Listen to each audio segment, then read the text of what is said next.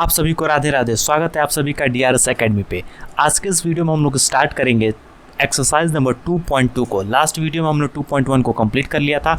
आज से हम लोग 2.2 को स्टार्ट कर रहे हैं। तो सबसे पहला क्वेश्चन देखते हैं हम लोग। Find the value of the linear polynomial. Linear polynomial का मतलब क्या?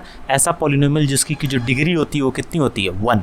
तो ये 5x-3 लिखा हुआ है, यानी इसकी डिग्री कितनी है? 1। तो ये लीनियर पॉलिनोमियल है। चलिए इसका वैल्यू फाइंड करते हैं। वैल्यू का मतलब क्या? x लिखा हुआ है, x = 0। तो आपको क्या करना है? x की जगह पे इस वैल्यू को पुट कर देना है। तो हमारा क्वेश्चन क्या है? 5x-3। तो अगर हम लोग x की जगह पे 0 पुट कर देते हैं तो ये क्या बन जाएगा? 5 × 0 - 3। तो हमको क्या पता है? 5 × 0 कितना हो जाएगा? 0, और 0 - 3 आंसर कितना आ जाएगा मेरा? -3। हो गया सॉल्व। कितना आसान है। सेकंड वन वैल्यू कितना रखना है? x = -1। तो फिर से क्या रखेंगे? 5, x की जगह पे -1 और -3।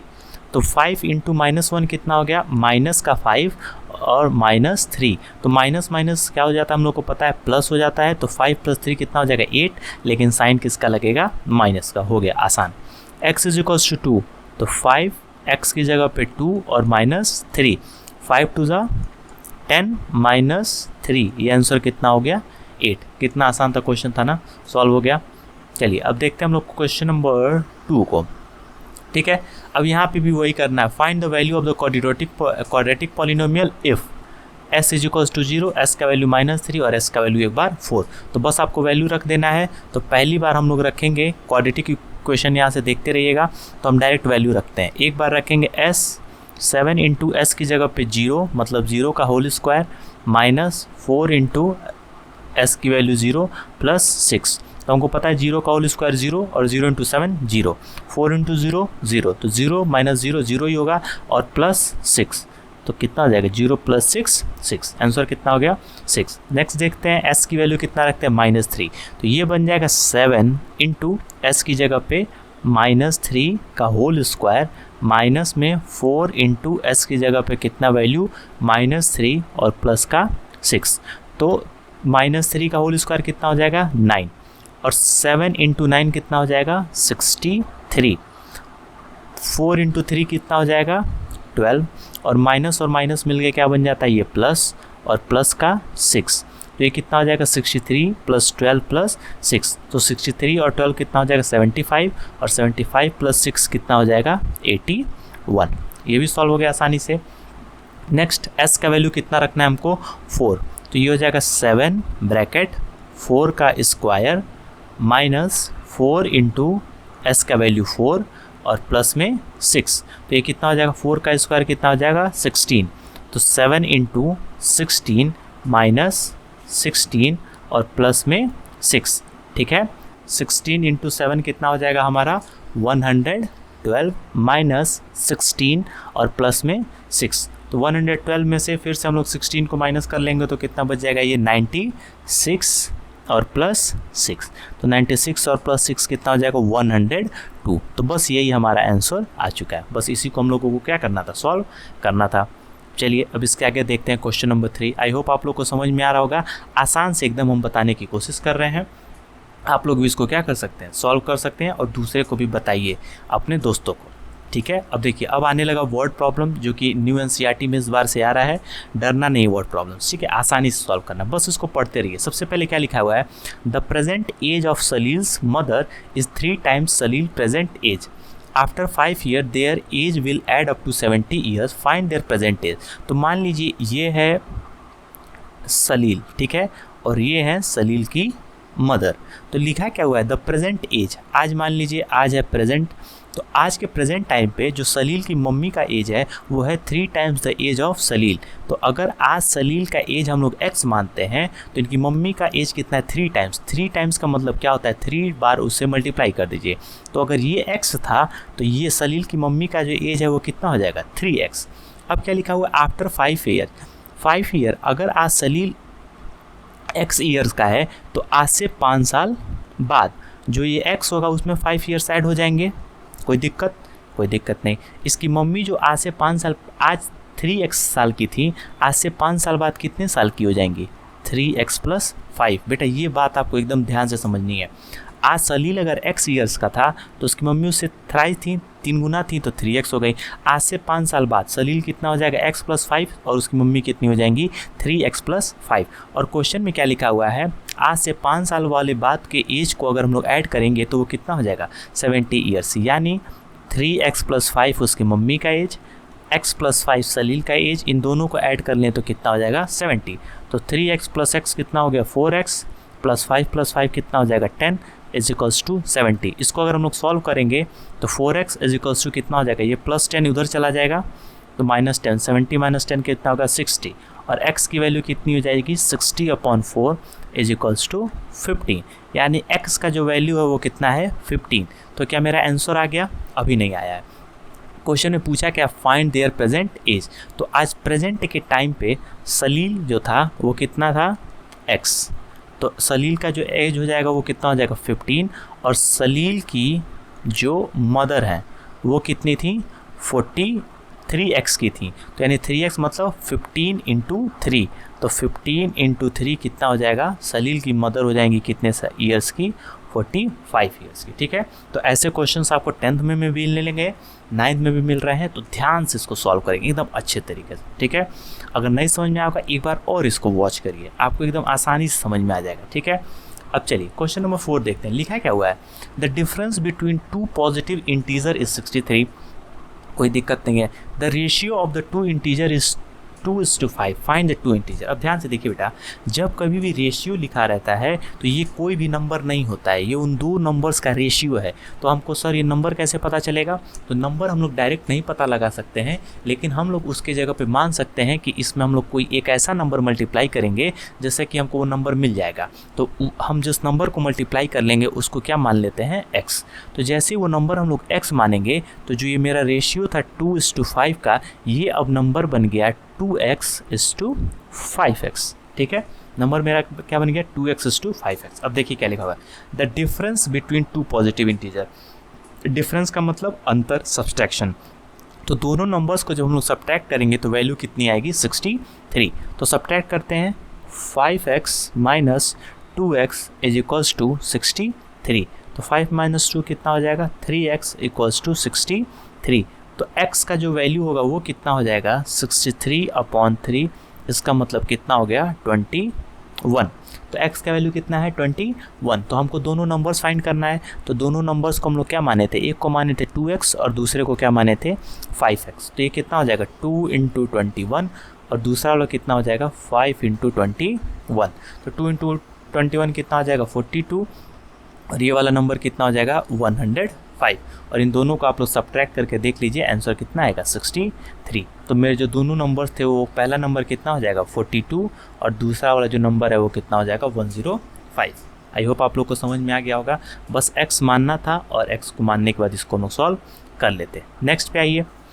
Ruby has 3 times as too many rupees coins as she has 5 rupees coin. If she has total of 88 rupees, how many coin does she has of each type? मतलब एक रूबी एक लड़की है, उसके पास 2 रुपए के सिक्के भी हैं और उसके पास 5 रुपए के भी सिक्के हैं। ठीक है, लेकिन जो उसके पास 2 रुपए का सिक्का है वो 5 रुपए के सिक्के से 3 गुना है। मतलब अगर उसके पास 5 रुपए का एक सिक्का होगा तो उसके पास 2 रुपए का कितना सिक्का होगा 3। अगर इसके पास 5 रुपए का 2 सिक्का है तो 2 रुपए का उसका किस पास कितना सिक्का होगा 6। ठीक है, तो ध्यान से देखिए, मतलब एक जगह हम लोग लिखते हैं 5 और एक जगह लिखते हैं 2 रुपीज़ का कॉइन, एक जगह 2 रुपीज़ का कॉइन, एक जगह 5 रुपीज़ का कॉइन। तो अगर इसके पास 5 रुपीज़ का कॉइन x है तो 2 रुपीज़ का कॉइन इसके पास कितना हो जाएगा 3x, 3 टाइम्स लिखा हुआ है। ठीक है, अब ध्यान से देखिए, ये तो हो गया नंबर ऑफ कॉइन, ये क्या हो गया नंबर ऑफ कॉइन। अब इस कॉइन की वैल्यू कितनी होगी, इस कॉइन की वैल्यू कितनी होगी। अगर मेरे पास 5 रुपए का एक सिक्का है तो मेरा वैल्यू कितना हो गया 5। अगर 2 सिक्के हैं तो कितना हो गया 10। यानी कैसे पता चलेगा 5 × x। ये अभी हम लोग बता रहे हैं सिक्के कितने हैं, सिक्के x हैं तो इसके पास 2 रुपए के सिक्के 3x हैं, लेकिन उस सिक्कों का वैल्यू कितना हो जाएगा। अगर मेरे पास x सिक्का है और 5 रुपए का है तो उसकी वैल्यू कितनी हो गई 5x। अब देखिए, अगर 2x वाले का वैल्यू देखते हैं तो मेरे पास सिक्के कितने हैं 3x और हर एक सिक्के की वैल्यू कितनी है 2। तो यानी जो मेरा वैल्यू हो जाएगा वो टोटल कितना हो जाएगा 3 × 2 = 6 × x। बात समझ में आया। एक सिक्का तो 5 रुपये, 2 सिक्के तो 10 रुपये। वैसे ही 5 रुपीज़ का कॉइन और टोटल कॉइन कितने x, तो वैल्यू हो जाएगी 5x। 2 रुपये का कॉइन कितना 3x, तो वैल्यू कितनी हो जाएगी 6x। अब क्वेश्चन में लिखा क्या हुआ है, ये दोनों सिक्के मिला के मेरे पास रुपए कितने हैं 88। तो आराम से हम लोग इसको लिख लेंगे 6x + 5x = 88। तो 6 + 5 11, x = 88। तो x की वैल्यू कितनी हो जाएगी 8 जब हम लोग इसको डिवाइड करेंगे। 11 8 = 88। तो पूछ रहा है कि how many coin does she have, तो कॉइन कितना था इसके पास, 5 रुपीज़ का कॉइन था x और 2 रुपीज़ का कॉइन कितना था 3x। तो 5 रुपये वाला जो कॉइन हो जाएगा वो कितना हो जाएगा 8, और जो 2 रुपये वाला कॉइन था वो कितना हो जाएगा 3x, यानी 24 कॉइन्स थे उसके पास। ये क्वेश्चन सबसे अच्छा है, आप लोग इसको 2 बार ज़रूर देखिएगा, ठीक है, कि कैसे हम लोग इसको सॉल्व करेंगे। इसमें आपको 2 चीज़ करना, पहले सिक्के मानने हैं और फिर उसका वैल्यू आपको मानना है, ठीक है। अब ध्यान से देखिए 6th क्वेश्चन, इसमें क्या करना है, a farmer cut a 300 feet fence into 2 pieces of different size. The longer piece is 4 times as long as the shorter piece, how long are the 2 piece. मतलब अगर मेरे पास एक कुछ ऐसे लकड़ी था तो इसको हम क्या कर दिए 2 पार्ट में काट दिए। तो जो ये छोटा वाला पार्ट है और ये लंबा वाला पार्ट है, ठीक है। तो जो लंबा वाला पार्ट है वो 4 टाइम्स है कितना शॉर्टर वाले से। तो अगर शॉर्टर वाले की वैल्यू x है तो लॉन्गर वाले की वैल्यू 4 टाइम्स मतलब कितनी हो जाएगी 4x, ठीक है। तो शॉर्टर और यहाँ पे लिख देते हैं लॉन्गर। तो शॉर्टर अगर था x तो लॉन्गर कितना हो जाएगा 4x। और इन दोनों लकड़ी को अगर हम लोग मिला दें तो ये लकड़ी है कितने फीट की 300 फीट की। तो ऐसे ही ये छोटा और ये बड़ा, यानी x + 4x जब हम लोग करेंगे तो ये कितने फीट का हो जाएगा 300। कितने फीट का हो जाएगा 300। तो 4 + x कितना हो जाएगा 5x = 300। तो जो x की वैल्यू हो जाएगी वो कितनी हो जाएगी 300/5 = 60। कितने का हो गया 60। तो हमको पता है कि शॉर्टर और लॉन्गर का जो रेशियो था वो कितने का था x का और 4x का। तो x की वैल्यू कितनी है 60। तो यानी जब हम लोग लकड़ी काटे हैं तो जो छोटा वाला हिस्सा है वो कितने फीट का है 60 फीट का, और जो लंबा वाला हिस्सा है वो कितना है 60 × 4 यानी 240 फीट का, ठीक है। तो छोटा वाला पार्ट कितने का है 60 फीट का, और जो लंबा वाला पार्ट है वो कितना है 240 फीट का, ठीक है। अब ध्यान से देखिए आगे चलते हैं, क्या लिखा हुआ है, if the length of a rectangle is 3 more than twice its width and its perimeter is 24, तो what are the dimensions of the rectangle. तो ध्यान से देखिए, मानिए हमारे पास एक रेक्टेंगल है, हमको पता है कि रेक्टेंगल के पेरीमीटर में क्या होता है, पेरीमीटर का पूछ रहा है, तो इसको अगर हम लोग बोलते हैं L तो इसको क्या बोलते हैं B, और इसका जो पेरीमीटर होता है वो होता है 2 × L + B। अब ध्यान से देखिए क्या लिखा हुआ है, the length of the rectangle is 3 more than twice its width। तो जो लेंथ होगा वो इसके ब्रेड्थ के 2 गुने में 3 ज़्यादा है।